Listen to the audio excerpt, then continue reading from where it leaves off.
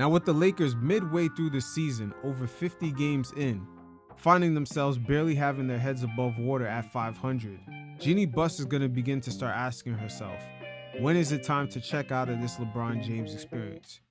Because Laker fans understand that LeBron James, being as big as the star that he is in the NBA, he's not bigger than their logo, and they could make a well-debatable argument that they've had at least 5 players in their franchise greater than him. They can at least make that argument. And there's very few NBA franchises that can do that. But with that said, this LeBron James experience is nearing its end. And as we've seen historically, especially with Mr. James, the end is never pretty. And we're starting to see things fall through the cracks, aka players being disgruntled, LeBron James sending subliminal messages. All these things don't really reflect the Laker culture. But bringing this back to on the court issues, LeBron James is growing frustrated with Rob Pelinka and the Lakers front office are not making moves fast enough, even though he did make the request of getting Russell Westbrook just to have that situation backfire on his ass. But as of this moment right now, he's growing frustrated, and it's a little bit beyond this tweet, and it's starting to spill over in his interviews. Like you said, you guys went 4-2 on the strip. The next time you guys will play will be after the trade deadline. Do you feel like, as a team, you guys have proven or shown why you guys should continue to, invest in this current group? This is what we have, so there's nothing else to talk about.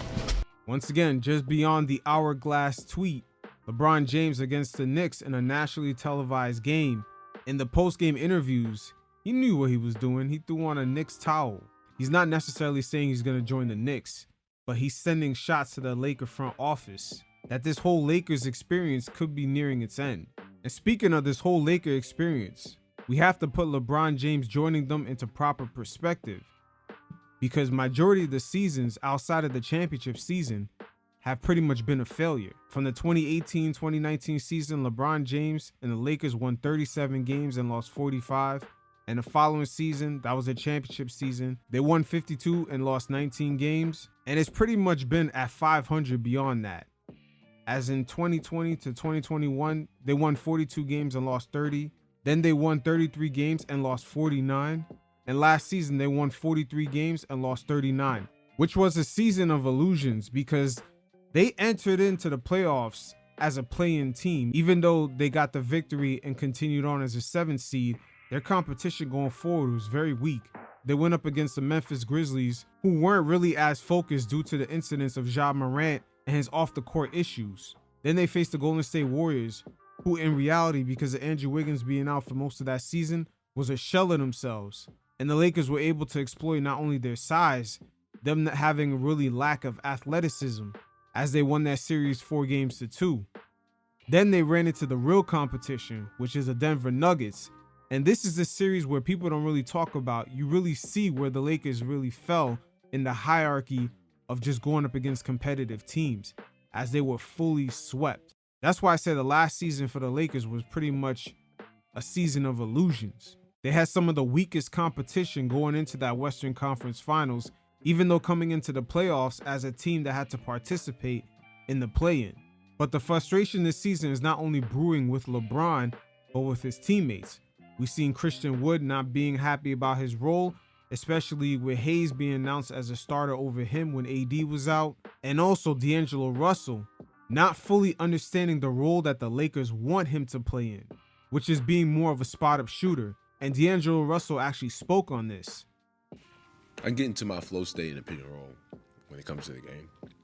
So if I can tap into pick and rolls and recognize how they guard me, it allows me to control the game because I can get to what I know is working or might not work. It's like playing the game within the game, but I'm in my space. I ain't just catching and shooting.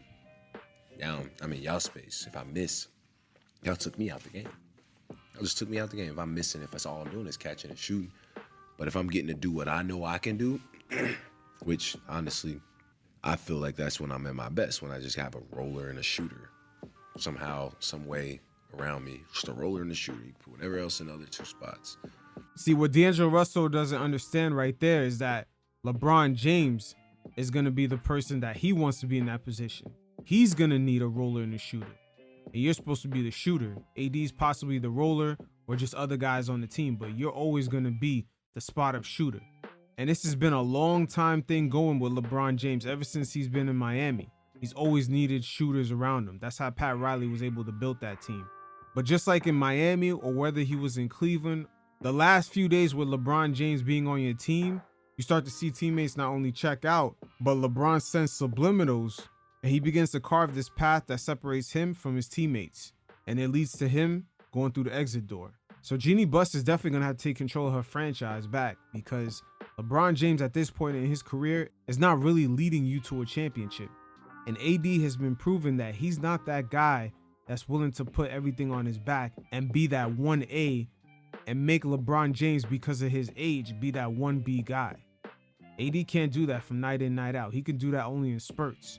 But once again, LeBron James is not larger than the Lakers logo. And the Lakers are a franchise who can actually look at LeBron James and say, as great as you are, we've had actually a few players that we can make a sensible argument that have been better than you. And there's very few franchises in the NBA that can actually say that. Once again, LeBron James is not larger than the Lakers logo.